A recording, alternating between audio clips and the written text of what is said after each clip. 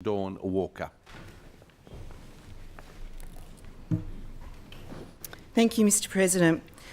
I would like to start by acknowledging the traditional owners of this land, the Gadigal people of the Eora Nation, and pay my respects to elders past and present. This was and always will be Aboriginal land. I've come to this place from Bundjalung country, and I'm proud to speak on behalf of the Greens on the Aboriginal Languages Bill 2017. The Greens welcome this commitment by the government to protect and preserve Aboriginal language that has survived a long history of attempts to eliminate both it and its people. Our history is littered with attempts to silence and censor Aboriginal people. Since colonisation, we have lost more than half of Aboriginal Australian language groups. Children, as we've heard, were punished for speaking their traditional languages as recently as the 1960s.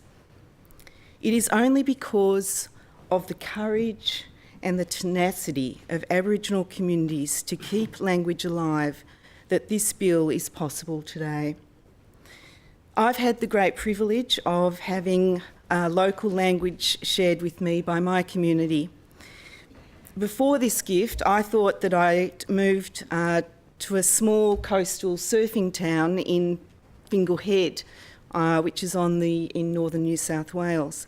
But what I learnt was, and what I was taught by my local Aboriginal community, is the Bundjalung name for Fingal Head, Buningbar, which means place of the echidna.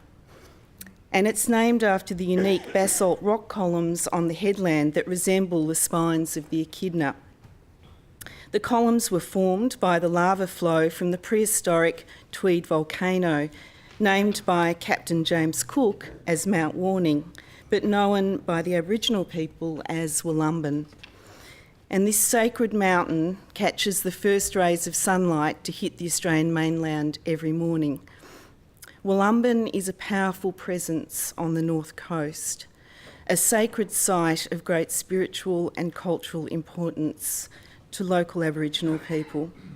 And this mountain's majestic presence touches us all and reminds us that we live on Aboriginal land. When I first moved to the north coast, I lived in Fingal Head and could see Mount Warning. But now I know I live in Buningbar, place of the echidna, under the powerful gaze of Wollumbin. The gift of maintaining this language in the face of such oppression and adversity, and then the generosity of the community in sharing it with me, cannot be explained. It is the gift of place, which I'm so grateful to receive. This sharing has shown me the inherent link between language and culture. The way we communicate influences how we interact with the world and with each other. I hope that this bill means that no more languages are lost and that more Australians can participate in the great joy of communicating in a language that reverberates through the landscape. Thank you.